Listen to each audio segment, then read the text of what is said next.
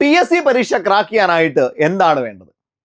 PSC പരീക്ഷ നേടി വെറുതെ ലിസ്റ്റിൽ വരികയല്ല, ജോലി നേടാനായിട്ട് ആ റാങ്കിലേക്ക് എത്താനായിട്ട് നിങ്ങളെ ഹെൽപ്പ് ചെയ്യാൻ പോകുന്നത് എന്താണ്? മക്കളെ, അത് മറ്റൊന്നുമല്ല, പുതിയ ACRT ചാപ്റ്റേഴ്സ് ആണ്. ഇതുകൊണ്ട് മാത്രമല്ല, പക്ഷേ ഒരുപാട് മാർക്ക് സ്കോർ ചെയ്യാൻ പറ്റുന്ന, പരീക്ഷകളിൽ നിരന്തരമായിട്ട് റിപ്പീറ്റഡ് ആയിട്ട് ചോദ്യങ്ങൾ വരുന്ന കുറേ ചാപ്റ്റേഴ്സ് ഉണ്ട്. ആ ചാപ്റ്റേഴ്സിലൂടെ കൃത്യമായിട്ട് തറവായിട്ട് ബേസ് സെറ്റാക്കി നിങ്ങൾ അങ്ങ് പോവാണ് എങ്കിൽ തീർച്ചയായിട്ടും 2026 മുതൽ അങ്ങോട്ട് വരാനിരിക്കുന്ന എല്ലാ ലിസ്റ്റുകളിലും നിങ്ങൾക്ക് ഉൾപ്പെടാൻ കഴിയും. കാരണം കഴിഞ്ഞ കുറെ PSCയുടെ പരീക്ഷകൾ അനലൈസ് ചെയ്താൽ പുതിയ മാറി വന്ന ചാപ്റ്റേഴ്സിൽ നിന്നുള്ള ചോദ്യങ്ങൾ നിരവധിയായിട്ട് റിപ്പീറ്റ് ചെയ്യുന്നുണ്ട്. അപ്പൊ നമുക്ക് 2026 മക്കളെ അടിപൊളിയായിട്ട് എക്സാമിനേഷൻസ് ക്രാക്ക് ചെയ്യാൻ, വെറുതെ ക്രാക്ക് ചെയ്യാനല്ല, 2026 27 വരുന്ന ലിസ്റ്റുകളിൽ ജോലി നേടും വിധം ഒരു റാങ്ക് നേടാനായിട്ട് നിങ്ങൾ റെഡി ആണെങ്കിൽ ഉറപ്പായിട്ട് മക്കളെ നിങ്ങൾ ഈ SCRT ചാപ്റ്റേഴ്സ് ഏതൊക്കെയാണ്, അതിനകത്ത് കണ്ടന്റ് ഏതൊക്കെയാണെന്ന് കൃത്യമായിട്ട് പഠിച്ചു വെക്കണം. അപ്പൊ അതിനു വേണ്ടിയിട്ടുള്ള ഒരു ഡെഡിക്കേറ്റഡ് വീഡിയോ ആണിത്. ഫുള്ളി, അതായത് ഒരു ചാപ്റ്റർ നിങ്ങൾ ഏത് രീതിയിലാണ്, ഏതൊക്കെ ചാപ്റ്റേഴ്സ് ആണ്, ഏതൊക്കെ സബ്ജക്റ്റിൽ നിന്നാണ് പഠിക്കേണ്ടത്, ഇത് എവിടെ നിന്നാണ് കിട്ടാൻ പോവുക, ഈ കാര്യങ്ങളെല്ലാം വളരെ ഡീറ്റെയിൽഡ് ആയിട്ട് ഈ സെഷനിലുണ്ട്. ഒരു കാര്യം മക്കളെ പറയാനുള്ളത്, ഈ വീഡിയോ ആർക്ക് വേണ്ടിയിട്ടാണ് ചെയ്യുന്നത് എന്നുള്ളതാണ്. നിങ്ങൾ ആത്മാർത്ഥമായിട്ട് ഈ പറയപ്പെടുന്ന ഏതെങ്കിലും ഒരു എക്സാമിൽ എനിക്ക് ജോലി കിട്ടണം എന്ന് ആത്മാർത്ഥമായി നിങ്ങൾ ആഗ്രഹിക്കുന്നുണ്ട് എങ്കിൽ അത്തരക്കാർ മാത്രമേ ഈ വീഡിയോ കാണാവൂ. അതിന്റെ കാരണം, ഇത് നിങ്ങൾ അല്ലാതെ കണ്ടിട്ട് പ്രത്യേകിച്ച് ഗുണമൊന്നുമില്ല. ഇതൊരു ലോങ് വീഡിയോ ആണ്. ഞാൻ കുറേ ചാപ്റ്റേഴ്സ്, 5ാം ക്ലാസ് മുതൽ 10ാം ക്ലാസ് വരെയുള്ള മുഴുവൻ ക്ലാസ്സുകളിലെയും പ്രധാനപ്പെട്ട ചാപ്റ്റേഴ്സ് എല്ലാം പറഞ്ഞു പോകുന്ന വീഡിയോ ആണ്. അപ്പൊ ലെങ്തി വീഡിയോ ആണ്. നിങ്ങൾ അനാവശ്യമായിട്ട് കണ്ട് നിങ്ങളുടെ സമയം കളയരുത്. നല്ല സമയം നിങ്ങൾ കളയേണ്ട. ആവശ്യമുണ്ട് എങ്കിൽ, ജോലി വേണമെന്ന അത്രയ്ക്ക് ആത്മാർത്ഥമായി നിങ്ങൾ ആഗ്രഹിക്കുന്നുണ്ട് എങ്കിൽ അത്തരക്കാർ മാത്രമേ ഈ വീഡിയോ കാണാവൂ. അല്ലാത്തവരെല്ലാം എന്ത് ചെയ്തേക്കാം, സ്കിപ്പ് ചെയ്തേക്കാം. നിങ്ങൾക്ക് വേറെ കുറേ വീഡിയോസ് കാണാനുണ്ടാവും, അതൊക്കെ കണ്ടോ. പക്ഷെ ഇത് നിങ്ങൾ എന്ത് ചെയ്യുന്നുണ്ട്, പേഴ്സണലി ഡെവലപ്ഡ് ആവണം, ജോലി നേടണം എന്ന ആഗ്രഹമുണ്ട് എങ്കിൽ മാത്രം എന്ത് ചെയ്താൽ മതി, കണ്ടാൽ മതി. മക്കളെ, ഞാൻ നേരെ നിങ്ങളുടെ ജോലി ഉറപ്പിക്കാനുള്ള ചാപ്റ്റർ ലിസ്റ്റിലേക്ക് പോവാണ്. എവിടെയാണ് ഈ ചാപ്റ്റേഴ്സ് കിട്ടുക? നമ്മുടെ സൂപ്പർ നോട്ട്സിന്റെ ആപ്പ് നിങ്ങൾ ഡൗൺലോഡ് ചെയ്യുക. സൂപ്പർ നോട്ട്സിന്റെ ആപ്പ് നിങ്ങൾ ഡൗൺലോഡ് ചെയ്യുന്ന സമയത്ത് അവിടെ ഫ്രീ മെറ്റീരിയൽസ് എന്ന് പറഞ്ഞൊരു ഓപ്ഷൻ ഉണ്ടാവും. ഫ്രീ മെറ്റീരിയൽസിലേക്ക് പോവുക. അവിടെ ഡോക്യുമെന്റ്സ് സെക്ഷൻ എന്ന് പറഞ്ഞുകൊണ്ടൊരു സെക്ഷൻ ഉണ്ട്. ആ ഡോക്യുമെന്റ് സെക്ഷനിലേക്ക് പോയി കഴിയുമ്പോൾ ഇതേപോലെ ഓരോ ഫോൾഡറുകളിലായിട്ട് ഓരോന്ന് ഇട്ടിട്ടുണ്ട്. അതിൽ OMR ഷീറ്റിന്റെ PDF ഉണ്ടാവും, PSC എക്സാമിന്റെ നോട്ട്സ് ഉണ്ടാവും, NCERT ടെക്സ്റ്റ് ബുക്കുകളുണ്ട്, സിലബസ് ഉണ്ട്. അതേപോലെ തന്നെ ഇവിടോട്ട് വരുമ്പോൾ SCERT ടെക്സ്റ്റ് ബുക്കുകൾ കാണാൻ കഴിയും. ഈ SCERT ടെക്സ്റ്റ് ബുക്കുകൾക്ക് അതിലോട്ട് കയറുക. അതിനുശേഷം അവിടെ ഓരോ ക്ലാസിന്റെയും, 10ാം ക്ലാസിന്റെ SCERT, അവിടെ ഓരോ സബ്ജക്റ്റുകൾ, 9ാം ക്ലാസ്, 8ാം ക്ലാസ്, 7ാം ക്ലാസ്, ഇങ്ങനെ തരം തിരിച്ച് ഓരോ ക്ലാസിന്റെയും ഓരോ ചാപ്റ്റേഴ്സ് ഞാൻ എന്ത് ചെയ്തിട്ടുണ്ട്, കൊടുത്തിട്ടുണ്ട്. അപ്പൊ അതൊന്ന് കയറി ഡൗൺലോഡ് ചെയ്ത് നിങ്ങൾ വായിച്ചു തുടങ്ങിയാൽ മതിയാവും. ഏതൊക്കെ ചാപ്റ്റേഴ്സ് ആണ് വായിക്കേണ്ടത്? മക്കളെ, കേരള ചരിത്രമാണ് എടുക്കുന്നതെങ്കിൽ, കേരള ചരിത്രം നമുക്കറിയാം, ഡിഗ്രി പ്രിലിമിനറി പരീക്ഷയ്ക്ക് ചരിത്രത്തിൽ നിന്നാകെ 10 ചോദ്യങ്ങൾ വരും. അതിൽ ഏതാണ്ട് 3ഓളം ചോദ്യങ്ങൾ വരാൻ പോകുന്നത് എവിടെ നിന്നായിരിക്കും? 3 അല്ലെങ്കിൽ 4ഓളം ചോദ്യങ്ങൾ വരാൻ പോകുന്ന കേരള ചരിത്രമാണ്. നിങ്ങൾ LGS ആയിക്കോട്ടെ, CPO ആയിക്കോട്ടെ, VFA ആയിക്കോട്ടെ, ഏത് പരീക്ഷയ്ക്ക് വേണ്ടി പഠിക്കുന്നവരാണെങ്കിലും, ഏത് PSC പരീക്ഷയ്ക്ക് വേണ്ടി പഠിക്കുന്നവരാണെങ്കിലും അവിടെ എല്ലാം വളരെ പ്രധാനപ്പെട്ടതാണ്. അപ്പൊ അതിന് ആദ്യത്തെ ക്ലാസ് എന്ന് പറയുന്ന 6ാം ക്ലാസ്, അതായത് SS പാർട്ട് 1ന്റെ 6ാം ക്ലാസ്സിലെ 8ാമത്തെ ചാപ്റ്റർ. അവിടെ ദക്ഷിണേന്ത്യൻ ചരിത്രത്തിലേക്ക് എന്ന് പറയുന്ന ഒരു ഭാഗമുണ്ട്. ജസ്റ്റ് താഴെ നമ്മുടെ സൗത്ത് ഇന്ത്യയുമായി ബന്ധപ്പെട്ട കാര്യങ്ങളൊക്കെ അവിടെ ഉണ്ട്. വളരെ ബേസിക് ആയിട്ടുള്ള കാര്യങ്ങളേ ഉള്ളൂ. then 7ാം ക്ലാസ്സിന്റെ SS പാർട്ട് 2ലെ 12ാമത്തെ ചാപ്റ്റർ, അവിടെ വരുമ്പോൾ ചരിത്രത്തിന്റെ ആധാരശിലകൾ എന്ന് പറയുന്ന ചാപ്റ്റർ ഉണ്ട്. then 7ാം ക്ലാസ് സോഷ്യൽ സയൻസിന്റെ പാർട്ട് 1ലെ 4ാമത്തെ ചാപ്റ്റർ, പേര് അനീതിയിൽ നിന്ന് നീതിയിലേക്ക്. then 8ാം ക്ലാസ് സോഷ്യൽ സയൻസിന്റെ 2ാമത്തെ പാർട്ടിലെ 8ാമത്തെ ചാപ്റ്റർ, ദേശീയ പ്രസ്ഥാനവും കേരളവും. ഇത്രയും ചാപ്റ്ററുകൾ നിങ്ങൾ പ്രധാനമായിട്ടും കേരള ചരിത്രത്തിൽ നിന്ന് നോക്കി വെക്കുക. അപ്പൊ കേരള ചരിത്രത്തിൽ ഒരുപാട് ചാപ്റ്റേഴ്സ് നമുക്ക് എവിടെ കാണാൻ കഴിയില്ല, SCERTയിൽ കാണാൻ കഴിയില്ല. ഇനി 10+1 അല്ലെ, സോറി, +1+2 ഭാഗങ്ങളിൽ കുറച്ചുകൂടി ഉണ്ട്. 11ാമത്തെ ക്ലാസ്സിലൊക്കെ നമുക്ക് കേരള ചരിത്രം പഠിക്കാനുണ്ട്. അത് ഞാൻ മറ്റൊരു വീഡിയോ ആയിട്ട് ചെയ്യാം. ഇത് 10ാം ക്ലാസ് വരെയുള്ളതാണ് ഉൾപ്പെടുത്തിയിരിക്കുന്നത്. അപ്പൊ ഇത്രയും കാര്യങ്ങളാണ് മാറി വന്ന ടെക്സ്റ്റ് ബുക്കിൽ പ്രധാനമായിട്ടും കേരള ചരിത്രവുമായി ബന്ധപ്പെട്ട് പഠിക്കേണ്ടത്. ഇനി നിങ്ങൾ ഇന്ത്യൻ ചരിത്രത്തിലേക്ക് വന്നാലോ, അധിനിവേശങ്ങളും ചെറുത്തുനിൽപ്പും. അത് 8ാം ക്ലാസ് പാർട്ട് 1ന്റെ 1ാമത്തെ ചാപ്റ്റർ ആണ്, വളരെ ഇമ്പോർട്ടന്റ് ആണ്. ദേശീയ പ്രസ്ഥാനത്തിന്റെ ആവിർഭാവത്തിലേക്ക് 8ാം ക്ലാസ്സിലെ തന്നെ 2ാമത്തെ ചാപ്റ്റർ ആണ്. അതേപോലെ തന്നെ പൊതുജനാഭിപ്രായം ജനാധിപത്യത്തിൽ, ഇത് ആക്ച്വലി പൊളിറ്റിക്സുമായിട്ട് ബന്ധപ്പെട്ട ഒരു ചാപ്റ്റർ ആണ്. 10ാം ക്ലാസ്സിലെ സോഷ്യൽ സയൻസിന്റെ 1ാമത്തെ വിഷയം പാർട്ട് 1 5ാമത്തെ ചാപ്റ്റർ ആയിട്ട് കിടക്കുന്നതാണ് ഏത്? പൊതുജനാഭിപ്രായം ജനാധിപത്യത്തിൽ. മക്കളെ ഇതേപോലെ നിങ്ങൾക്ക് ഏത് ക്ലാസ് ആണ് ഏത് ചാപ്റ്റർ ആണെന്നൊക്കെ അറിയാൻ പറ്റും. ഇതിന്റെ PDF വേണമെങ്കിൽ നേരെ നിങ്ങൾ ടെലഗ്രാമിലേക്ക് വന്നാൽ മതി കേട്ടോ. സൂപ്പർ നോട്ട്സ് എന്ന് ടെലഗ്രാമിൽ സെർച്ച് ചെയ്ത് നോക്കിയാൽ നമ്മുടെ ടെലഗ്രാം ചാനലിൽ ഇതിന്റെ PDF കാണും. അപ്പോൾ നിങ്ങളെല്ലാം നേരെ ടെലഗ്രാമിലോട്ട് ഈ വീഡിയോ കഴിഞ്ഞിട്ട് പൊക്കോ. അവിടെ ചെന്ന് ഈ PDF ഒന്ന് ഡൗൺലോഡ് ചെയ്ത് പ്രിന്റ് ചെയ്ത് വെച്ചിട്ട് ഒന്ന് പഠിച്ചോടാ. നിങ്ങൾക്ക് ഓരോ ചാപ്റ്റേഴ്സ് എന്ത് ചെയ്യാൻ പറ്റും? നോക്കി പഠിച്ച് ടിക്ക് ചെയ്ത് അങ്ങ് പോകാൻ പറ്റും. അപ്പോൾ എളുപ്പത്തിൽ എന്ത് ചെയ്യാൻ പറ്റും? ക്ലിയർ ചെയ്യാൻ പറ്റും. നോക്കിയേ, സ്വാതന്ത്ര്യത്തിനായിട്ടുള്ള ബഹുജന മുന്നേറ്റം 10ാം ക്ലാസ്സിന്റെ SS1 പാർട്ട് 2 ആണ്. അതിലെ 6ാമത്തെ ചാപ്റ്റർ ആണ്. സ്വതന്ത്ര ഇന്ത്യയുടെ വർത്തമാനം 10ാം ക്ലാസ്സിലെ തന്നെയാണ്. 7ാമത്തെ ചാപ്റ്റർ ആണ്. ജനാധിപത്യം ഒരു ഇന്ത്യൻ അനുഭവം 10ാം ക്ലാസ് 8ാമത്തെ ചാപ്റ്റർ ആണ്. ഇന്ത്യൻ സാമൂഹിക വ്യവസ്ഥയെ അറിയാം 10ാം ക്ലാസ്സിലെ 9ാമത്തെ ചാപ്റ്റർ ആണ്. കണ്ടോ, ഇങ്ങനെ ഓരോ ചാപ്റ്റേഴ്സും നിങ്ങൾക്ക് ലിസ്റ്റ് വൈസ് തന്നിട്ടുണ്ട്. ഇതൊക്കെ ഇമ്പോർട്ടന്റ് ആണ്. ഇതൊക്കെ വളരെ കാര്യമായിട്ട് തന്നെ നിങ്ങൾ എന്ത് ചെയ്യണം? പഠിച്ചു വെക്കേണ്ടുന്ന ചാപ്റ്റേഴ്സ് ആണ്. ലോക ചരിത്രത്തിലേക്ക് വന്നാൽ ജപ്പാൻ ചരിത്രവും വർത്തമാനവും എന്ന് പറയുന്ന ഒരു ചാപ്റ്റർ ഉണ്ട്. ഇത് ആക്ച്വലി അത്ര ഇമ്പോർട്ടന്റ് അല്ല, ജസ്റ്റ് എന്നാലും ഒന്ന് വായിച്ചു വെച്ചേക്കുക. 6ാം ക്ലാസ്സിലെ 12ാമത്തെ ചാപ്റ്റർ ആണ്. പുതിയ രാഷ്ട്രങ്ങൾ കെട്ടിപ്പടുക്കുന്നു 8ാം ക്ലാസ് 13ാമത്തെ ചാപ്റ്റർ ആണ്.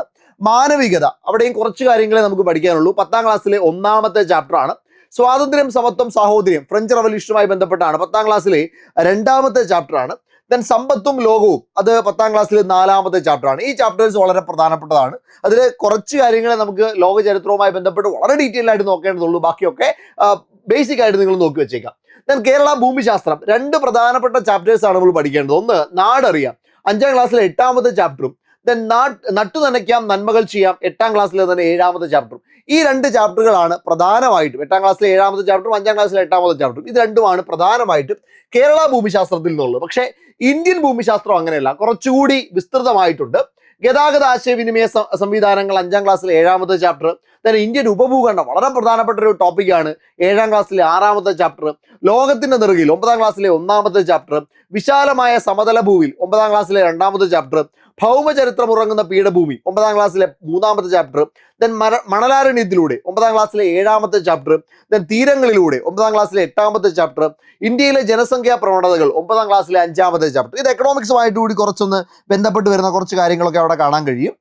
അത് 9ാം ക്ലാസ്സിലെ 5ാമത്തെ ചാപ്റ്റർ ആണ്. ഇത് ഇന്ത്യൻ ഭൂമിശാസ്ത്രവുമായി ബന്ധപ്പെട്ട കാര്യങ്ങളാണ് ഞാനിപ്പോൾ പറഞ്ഞത്. വളരെ ഡീറ്റെയിൽ ആയിട്ട് നിങ്ങൾ പഠിക്കേണ്ട ടോപ്പിക്കുകളാണ് ഞാൻ അവിടെ പറഞ്ഞത്. ഇനി ഫിസിക്കൽ ജോഗ്രഫിയിലേക്ക് വന്നാൽ, അതായത് നമ്മൾ പറയുന്ന വേൾഡ് ജോഗ്രഫിയിലേക്ക് വന്നാൽ വരയ്ക്കാം വായിക്കാം 5ാം ക്ലാസ്സിലെ 5ാമത്തെ ചാപ്റ്റർ. വളരെ കുറച്ച് കാര്യങ്ങളേ ഉള്ളൂ, ബേസിക് കാര്യങ്ങൾ മാത്രമേ അവിടെ ഉള്ളൂ. ദെൻ വിണ്ണിലെ വിസ്മയങ്ങളും മണ്ണിലെ വിശേഷങ്ങളും, അതും 5ാം ക്ലാസ്സിലെ 10ാമത്തെ ചാപ്റ്റർ. വളരെ കുറച്ച് കണ്ടന്റേ ഉള്ളൂ. ദെൻ ഭൂഖണ്ഡങ്ങളിലൂടെ 6ാം ക്ലാസ്സിലെ 7ാമത്തെ ചാപ്റ്റർ, അത് അത്യാവശ്യം ഇമ്പോർട്ടന്റ് ആണ്. ദെൻ ഗ്ലോബിൽ നിന്ന് ഭൂപടത്തിലേക്ക് 6ാം ക്ലാസ്സിലെ 4ാമത്തെ ചാപ്റ്റർ. സമുദ്രങ്ങളിലൂടെ ഇമ്പോർട്ടന്റ് ആണ്, 6ാം ക്ലാസ്സിലെ 10ാമത്തെ ചാപ്റ്റർ ആണ്. നമ്മുടെ ഭൂമി 7ാം ക്ലാസ്സിലെ 5ാമത്തെ ചാപ്റ്റർ. ഇത്രയുമാണ് പ്രധാനമായിട്ടും ഫിസിക്കൽ ജോഗ്രഫിയിൽ. ഇവിടെയുണ്ട് ഭൂമിയെ അറിയാൻ ഭൂപടങ്ങളും ആധുനിക സങ്കേതങ്ങളും 7ാം ക്ലാസ്സിലെ 9ാമത്തെ ചാപ്റ്റർ ആണ്. ആകാശവിസ്മയങ്ങൾ 7ാം ക്ലാസ്സിലെ 8ാമത്തെ ചാപ്റ്റർ. ഭൂമിയുടെ ചലനങ്ങൾ, ഭ്രമണം, പരിക്രമണം, ഇതൊക്കെ ഇമ്പോർട്ടന്റ് ആണ്, 8ാം ക്ലാസ്സിലെ 3ാമത്തെ ചാപ്റ്റർ ആണ്. ദിനാന്തരീക്ഷ സ്ഥിതിയും കാലാവസ്ഥയും 10ാമത്തെ ക്ലാസ്സിലെ 1ാമത്തെ ചാപ്റ്റർ ആണ്. ദെൻ കാലാവസ്ഥാ മേഖലകളും കാലാവസ്ഥാ മാറ്റവും 10ാം ക്ലാസ്സിലെ 2ാമത്തെ ചാപ്റ്റർ. മഴക്കെടുതികളിൽ നിന്നും മഞ്ഞുരുകാത്ത നാട്ടിലേക്ക് 10ാം ക്ലാസ്സിലെ 3ാമത്തെ ചാപ്റ്റർ ആണ്. മാറുന്ന ഭൂമി 10ാം ക്ലാസ്സിലെ 6ാമത്തെ ചാപ്റ്റർ ആണ്. അപ്പൊ ഈ 10ാം ക്ലാസ്സിലെ ചാപ്റ്ററുകളൊക്കെ കുറച്ച് ലെങ്തിയാണ്, പക്ഷെ വളരെ ഇമ്പോർട്ടന്റ് ആണ്. ചോദ്യങ്ങൾ ഉറപ്പായിട്ടും പ്രതീക്ഷിക്കാവുന്ന ഭാഗവുമാണ്. അതുകൊണ്ട് എന്ത് ചെയ്യുക, ആ ചോദ്യങ്ങൾ ആ ഭാഗങ്ങൾ കൃത്യമായിട്ട് പഠിച്ചു വെക്കുക. അടുത്ത സാമ്പത്തിക ശാസ്ത്രം നോക്കിയാണ്. തൊഴിൽ വൈവിധ്യങ്ങൾ 5ാം ക്ലാസ് 3ാമത്തെ ചാപ്റ്റർ. വളരെ കാര്യമായിട്ടുള്ള ഒന്നുമില്ല. കൃഷിയിൽ നിന്ന് വ്യവസായത്തിലേക്ക് 6ാം ക്ലാസ് 6ാമത്തെ ചാപ്റ്റർ. ഭക്ഷ്യോൽപാദനം മുതൽ ഭക്ഷ്യ സുരക്ഷ വരെ 7ാം ക്ലാസ്സിലെ 7ാമത്തെ ചാപ്റ്റർ. ഇനി ബജറ്റ് വികസനത്തിന്റെ നേർരേഖ, ഇത് വളരെ ഇമ്പോർട്ടന്റ് ആണ്. 7ാം ക്ലാസ്സിലെ 10ാമത്തെ ചാപ്റ്റർ ഇമ്പോർട്ടന്റ് ആണ്. അടുത്ത് നോക്കിയേ, അടിസ്ഥാന സാമ്പത്തിക പ്രശ്നങ്ങൾ സമ്പദ് വ്യവസ്ഥ 8ാം ക്ലാസ്സിലെ 4ാമത്തെ ചാപ്റ്റർ. വളരെ വളരെ ഇമ്പോർട്ടന്റ് ആണ്. ഇവിടുത്തെ ചോദ്യങ്ങൾ ഇഷ്ടം പോലെ PYQ കയറി വന്നിട്ടുള്ളതാണ്. ഈ കഴിഞ്ഞ ഏറ്റവും അടുത്ത പരീക്ഷകൾക്ക് ഇവിടുന്ന് ചോദ്യങ്ങൾ വന്നിട്ടുണ്ട്. ദെൻ വിഭവ വിനിയോഗം സുസ്ഥിരത 8ാമത്തെ ക്ലാസ്സിലെ 6ാം ചാപ്റ്റർ. മാനവ വിഭവശേഷി രാഷ്ട്ര പുരോഗതി 9ാം ക്ലാസ്സിലെ 4ാമത്തെ ചാപ്റ്റർ. ദെൻ ഇന്ത്യൻ സമ്പദ് വ്യവസ്ഥ വിവിധ മേഖലകളിലൂടെ 9ാം ക്ലാസ്സിലെ 6ാമത്തെ ചാപ്റ്റർ. ഈ ടോപ്പിക്കുകൾ ഇവിടെ തൊട്ട് ഇങ്ങോട്ട് കിടക്കുന്ന എല്ലാ ടോപ്പിക്കുകളും വളരെ ഇമ്പോർട്ടന്റ് ആണ്. ഇഷ്ടംപോലെ പരീക്ഷകൾക്ക് റിപ്പീറ്റ് ആയിട്ട് ചോദ്യങ്ങൾ വരുന്ന ഭാഗങ്ങളാണ്. ഒരിക്കലും എക്കണോമിക്സിൽ നിങ്ങൾ എന്ത് ചെയ്യരുത്, ആ ഭാഗങ്ങൾ സ്കിപ്പ് ചെയ്ത് പഠിക്കരുത്. അതിനുശേഷം നോക്കിക്കോളാം, വിലയും വിപണിയും 9ാം ക്ലാസ് 6ാമത്തെ ചാപ്റ്റർ ആണ്. പണവും സമ്പദ് വ്യവസ്ഥയും 10ാം ക്ലാസ്സിലെ 5ാമത്തെ ചാപ്റ്റർ. ഇന്ത്യൻ സമ്പദ് വ്യവസ്ഥ വളർച്ചയും പരിവർത്തനവും 10ാം ക്ലാസ്സിലെ 7ാമത്തെ ചാപ്റ്റർ. വളരെ ഇമ്പോർട്ടന്റ് ആയിട്ടുള്ള ചാപ്റ്റേഴ്സ് ആണ് ഞാനിപ്പോൾ പറഞ്ഞത്. ഇതൊന്നും നിങ്ങൾ സ്കിപ്പ് ചെയ്യരുത്. ഇവിടെ സോഷ്യൽ സയൻസ് നമുക്ക് SS1 ഉണ്ട്, SS2 ഉണ്ട്. എക്കണോമിക്സ് ഒക്കെ ഉൾപ്പെടുന്ന SS2 കേട്ടോ. SS1 ചരിത്രമൊക്കെ കൂടുതൽ വരിക, SS2 എക്കണോമിക്സ് പോലെയുള്ള കാര്യങ്ങൾ വരിക. അടുത്ത ഭരണഘടന എന്ന് പറയുന്നത് ഏറ്റവും ഇമ്പോർട്ടൻ്റ്, ഏത് പരീക്ഷ എടുത്താലും വളരെ ഇമ്പോർട്ടൻ്റ് ആയ ടോപ്പിക്കാണ് ഭരണഘടന. ജനങ്ങളാൽ 5ാം ക്ലാസ്സിലെ 6ാമത്തെ ചാപ്റ്ററാണ്. രാഷ്ട്രവും ഗവൺമെന്റും 6ാം ക്ലാസ്സിലെ 11ാമത്തെ ചാപ്റ്ററാണ്. ഭരണഘടന വഴിയും വഴികാട്ടിയും 7ാം ക്ലാസ്സിലെ 3ാമത്തെ ചാപ്റ്ററാണ്. അനീതിയിൽ നിന്ന് തുല്യതയിലേക്ക് 7ാം ക്ലാസ്സിലെ 4ാമത്തെ ചാപ്റ്ററാണ്. അധികാരം ജനങ്ങൾക്ക് 7ാം ക്ലാസ്സിലെ 8ാമത്തെ ചാപ്റ്റർ. വിവേചനത്തിനെതിരെ 7ാം ക്ലാസ്സിലെ 11ാമത്തെ ചാപ്റ്റർ. പ്രധാനമായിട്ടും ഉള്ള കാര്യങ്ങൾ, ഇനി പറയാൻ പോകുന്ന കാര്യങ്ങൾ വളരെ പ്രധാനപ്പെട്ടതാണ്. ഇന്ത്യൻ ഭരണഘടന, അവകാശങ്ങളും കർത്തവ്യങ്ങളും ഉറപ്പായിട്ടും പരീക്ഷയ്ക്ക് വരുന്ന ഒരു ടോപ്പിക്കാണ്. നിങ്ങൾക്കറിയാം 8ാം ക്ലാസ്സിലെ 5ാമത്തെ ചാപ്റ്റർ. അതിനടുത്ത് നോക്കിയേ, ഇന്ത്യൻ ഭരണഘടനയിലെ അധികാര വിന്യാസം 9ാം ക്ലാസ്സിലെ 4ാമത്തെ ചാപ്റ്ററാണ്. ജനാധിപത്യത്തിന്റെ വ്യാപനം സ്ഥാപനങ്ങളിലൂടെ 9ാം ക്ലാസ്സിലെ 7ാമത്തെ ചാപ്റ്ററാണ്. ലിംഗവിവേചനം ഇല്ലാത്ത സമൂഹത്തിലേക്ക് 9ാം ക്ലാസ്സിലെ 8ാമത്തെ ചാപ്റ്റർ. ജനാധിപത്യം, അർത്ഥവും വ്യാപ്തിയും 9ാം ക്ലാസ്സിലെ 9ാമത്തെ ചാപ്റ്റർ. ഇതിൽ എത്രത്തോളം ഇമ്പോർട്ടൻ്റ് ആണ് ഈ ടോപ്പിക്കുകൾ? വളരെ ഇമ്പോർട്ടൻ്റ് ആണ്. പരീക്ഷകൾക്ക് റിപ്പീറ്റ് ആയിട്ട് ചോദ്യങ്ങൾ വരുന്ന ഭാഗമാണ്. അതുകൊണ്ട് എന്ത് ചെയ്തേക്കാം, ആ ടോപ്പിക്കുകൾ നിങ്ങൾ ഉറപ്പായിട്ടും എന്ത് ചെയ്യുക, സ്കിപ്പ് ചെയ്യാതെ തന്നെ പഠിച്ചേക്കാം. അടുത്തത് ജീവശാസ്ത്രമാണ്. നിങ്ങൾ ഡിഗ്രി പ്രിലിമിനറി പരീക്ഷ എഴുതുന്നെങ്കിൽ അവിടെ സയൻസ് ആൻഡ് ടെക്നോളജിയാണ്. പക്ഷെ നിങ്ങൾ മറ്റു പരീക്ഷകൾ എഴുതുകയാണെങ്കിൽ അവിടെ ജീവശാസ്ത്രം വളരെ പ്രധാനപ്പെട്ടതാണ്. ഞാൻ എല്ലാം വായിക്കുന്നില്ല, നിങ്ങൾ ഇവിടെ നോക്കിയാൽ മനസ്സിലാകും. ദഹനവും പോഷക സംവഹനവും 9ാം ക്ലാസ്സിലെ 2ാമത്തെ ചാപ്റ്ററാണ്. ചലനത്തിന് പിന്നിൽ 9ാം ക്ലാസ്സിലെ 4ാമത്തെ ചാപ്റ്ററാണ്. സംവേദനങ്ങൾക്ക് പിന്നിൽ 10ാം ക്ലാസ്സിലെ 3ാമത്തെ ചാപ്റ്ററാണ്. ജീവന്റെ ജനിതകം 10ാം ക്ലാസ്സിലെ 1ാമത്തെ ചാപ്റ്റർ. ജീവികളിലെ സംവേദനം 10ാം ക്ലാസ്സിലെ 4ാമത്തെ ചാപ്റ്റർ.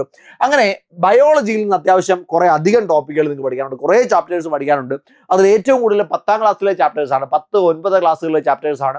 അതുകൊണ്ട് ജീവശാസ്ത്രം എന്ന് പറയുന്ന ടോപ്പിക്ക് ഞാൻ ഈ PDF തരുമ്പോൾ ആ PDF നിന്ന് നോക്കി ഒന്ന് വായിച്ചോടാം. ദെൻ വൈവിധ്യങ്ങളുടെ സൗന്ദര്യം, ദെൻ അതേപോലെ തന്നെ ഞാൻ ഈ പറയുന്നൊക്കെ ജീവശാസ്ത്രമാണ് കേട്ടോ, ഈ പറയുന്ന എല്ലാം ജീവശാസ്ത്രമാണ്.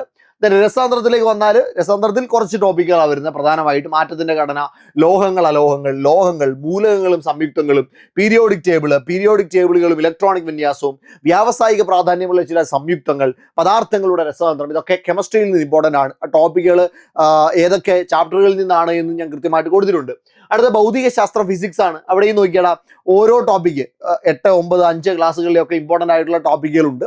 പിന്നെ 10ാം ക്ലാസ്സിൽ ഏറ്റവും പ്രധാനപ്പെട്ട ടോപ്പിക്കുകളുണ്ട്. ഇതൊന്നും സ്കിപ്പ് ചെയ്യാൻ പാടില്ലാത്ത ടോപ്പിക്കുകളാണ്. കാരണം ഇപ്പോൾ ലെൻസുകളായിക്കോട്ടെ, ശബ്ദതരംഗങ്ങളായിക്കോട്ടെ, കാഴ്ചയുമായി ബന്ധപ്പെട്ട കാര്യങ്ങളായിക്കോട്ടെ, ഇഷ്ടംപോലെ ചോദ്യങ്ങൾ ആ ഭാഗത്തു നിന്ന് വരുന്നതാണ് എന്ന് നിങ്ങൾക്ക് കൃത്യമായിട്ട് അറിയാവുന്നതാണ്. അപ്പോൾ ഇത്രയും കാര്യങ്ങളാണ് വ്യക്തമായിട്ട് ഞാൻ പറഞ്ഞത്. നിങ്ങൾ ഏത് PSC പരീക്ഷ എഴുതുന്നവരാണ് എങ്കിലും ഞാൻ ഈ തരുന്ന PDF നിങ്ങളൊന്ന് വായിക്കാം. ഈ PDF കിട്ടാൻ വേണ്ടിയിട്ട്, അതായത് ഈ ഓരോ ചാപ്റ്റർ ലിസ്റ്റിന്റെ PDF കിട്ടാൻ വേണ്ടിയിട്ട് നിങ്ങൾക്ക് എന്ത് ചെയ്യണമെന്ന് ചോദിച്ചാൽ നേരെ സൂപ്പർ നോട്ട്സിന്റെ ടെലഗ്രാം ചാനലിലോട്ട് പോവുക കേട്ടോ. സൂപ്പർ നോട്ട്സ് എന്നാണ്. ഒന്നെങ്കിൽ നിങ്ങൾ ടെലഗ്രാമിൽ ചെന്ന് സൂപ്പർ നോട്ട്സ് എന്ന് ടൈപ്പ് ചെയ്യാം. ഓക്കെ, സൂപ്പർ നോട്ട്സ് ഒന്ന് ടൈപ്പ് ചെയ്ത് കൊടുക്കാം. ഇനി അവിടെ സൂപ്പർ നോട്ട്സ് എന്ന് ടൈപ്പ് ചെയ്തിട്ട് കിട്ടിയില്ല എങ്കിൽ ഈ വീഡിയോയ്ക്ക് താഴെ ഒരു ലിങ്ക് ഉണ്ടാവും. ആ ലിങ്ക് ഒന്ന് ക്ലിക്ക് ചെയ്യുക. ലിങ്ക് വർക്ക് ആയില്ലെങ്കിൽ നേരെ ടെലഗ്രാമിൽ പോയിട്ട് ഒന്ന് സെർച്ച് ചെയ്താൽ മതിയാവും. സൂപ്പർ നോട്ട്സ് ചെയ്ത് സെർച്ച് ചെയ്താൽ മതി. ഇല്ല എങ്കിൽ നിങ്ങൾക്ക് ഈ ടെലഗ്രാം ചാനൽ കിട്ടാൻ വേണ്ടിയിട്ട് ഈ നമ്പറിലോട്ടൊന്ന് മെസ്സേജ് അയച്ചാലും മതി. ഓക്കെ, 82812266 ഇതിലോട്ടൊന്ന് മെസ്സേജ് അയച്ചാലും മതി. ഇല്ലെങ്കിൽ ഈ വീഡിയോയ്ക്ക് താഴെ കമന്റ് ഇട്ടാൽ മതി. എങ്ങനെയെങ്കിലും ഒന്ന് ചെയ്താൽ മതി. നിങ്ങൾക്ക് എന്ത് ചെയ്യാൻ പറ്റും, ടെലഗ്രാമിലേക്ക് പോകാൻ പറ്റും. അവിടെ പോയി കഴിഞ്ഞാൽ നിങ്ങൾക്ക് ഈ PDF ഡൗൺലോഡ് ചെയ്തെടുക്കാനായിട്ട് പറ്റുന്നതാണ്. ഇനി നമ്മുടെ ഏത് ബാച്ചായാലും നമ്മുടെ കമ്പനി ബോർഡ്, LGS പോലെയുള്ള, VFA പോലെയുള്ള, ബെപ്കോ LD പോലെയുള്ള 10th ലെവൽ പരീക്ഷകൾ, 10th level 7th level പരീക്ഷകളെ base ചെയ്തുകൊണ്ടുള്ള നമ്മുടെ ഒരു പുതിയ ബാച്ച് നമ്മൾ സ്റ്റാർട്ട് ചെയ്തിട്ടുണ്ട്. ഈ ബാച്ചിന്റെ പ്രത്യേകത, നിങ്ങൾക്ക് ഏറ്റവും പ്രധാനപ്പെട്ട കണ്ടന്റുകൾ ഉൾപ്പെടുത്തിക്കൊണ്ട്, ഏറ്റവും ഇമ്പോർട്ടൻ്റ് ആയിട്ടുള്ള എല്ലാ കണ്ടന്റുകളും ഉൾപ്പെടുത്തിക്കൊണ്ട് സിലബസിന്റെ അങ്ങോളം ഇങ്ങോളമുള്ള എല്ലാ കാര്യങ്ങളും ഒരേ പ്രാധാന്യം കൊടുത്തുകൊണ്ട് തന്നെ നിങ്ങൾക്ക് മാർക്ക് സ്കോർ ചെയ്യാൻ പറ്റുന്ന രീതിയിൽ ക്രമീകരിച്ചിട്ടുള്ള ഒരു ബാച്ചാണ് നമ്മുടെ കമ്പനി ബോർഡ് LGSന് വേണ്ടിയുള്ള പുതിയ ബാച്ച്. ഇതിൽ നിങ്ങൾക്ക് VFAയും ബെപ്കോ LDയും ഒക്കെ എന്ത് ചെയ്യാൻ പറ്റും, ഈ ഒറ്റ ബാച്ചിൽ പഠിക്കാൻ പറ്റും. ഇതൊരു 3-in-1 ബാച്ചായിട്ട് നമുക്ക് കണക്കാക്കാനായിട്ട് പറ്റും. അപ്പോൾ എത്രയും പെട്ടെന്ന് അഡ്മിഷൻ എടുത്തോളാം. വളരെ കുറച്ച് നാളുകൾ കൂടി ഉള്ളൂ. വളരെ പെട്ടെന്ന് തന്നെ ക്ലാസ്സുകൾ ആരംഭിക്കുകയാണ്. ഇനി നിങ്ങൾ വെയിറ്റ് ചെയ്ത്, വളരെ കുറച്ച് സീറ്റുകൾ നമ്മൾ ആകെ 250 സ്റ്റുഡൻസിനെ മാത്രമേ ഒരു ബാച്ചിലേക്ക് എന്ത് ചെയ്യത്തുള്ളൂ, അഡ്മിറ്റ് ചെയ്യത്തുള്ളൂ. അപ്പോൾ അത് ഫില്ലായിക്കൊണ്ടിരിക്കുകയാണ്. അപ്പോൾ വേഗം തന്നെ എന്ത് ചെയ്തേക്കാം, ബാച്ചിലേക്ക് അഡ്മിഷൻ എടുത്തേക്കാം. പെട്ടെന്ന് തന്നെ പഠിച്ചു തുടങ്ങിക്കോടാം. നിങ്ങൾക്ക് ഏറ്റവും മികച്ച ക്ലാസ്സുകൾ അവിടെ ഉണ്ടായിരിക്കും. കൃത്യമായിട്ടുള്ളൊരു മെന്റർ സപ്പോർട്ട് അവിടെ ഉണ്ടായിരിക്കും. നിങ്ങൾക്ക് വേണ്ടതൊക്കെ അവിടെ കൃത്യമായിട്ട് കരുതിയിട്ടുണ്ടായിരിക്കും. നിങ്ങൾക്ക് എന്ത് സംശയം ഉണ്ടെങ്കിലും ഏത് സമയത്തും വിളിക്കാനായിട്ട് നമ്മളൊക്കെ ഇവിടെയുണ്ട്. അപ്പോൾ നിങ്ങൾ അടിപൊളിയായിട്ട് പഠിച്ചോ. എല്ലാവിധ ആശംസകളും നേരുകയാണ്. സൂപ്പർ നോട്ട്സ് നിങ്ങളുടെ കൂടെയുണ്ട്. അപ്പോൾ മറക്കണ്ട, ബാച്ചിൽ ജോയിൻ ചെയ്യാൻ 8281223366 നമ്പറിലോട്ട് വിളിച്ചോടാം. നമുക്ക് ബാച്ചിൽ കാണാം.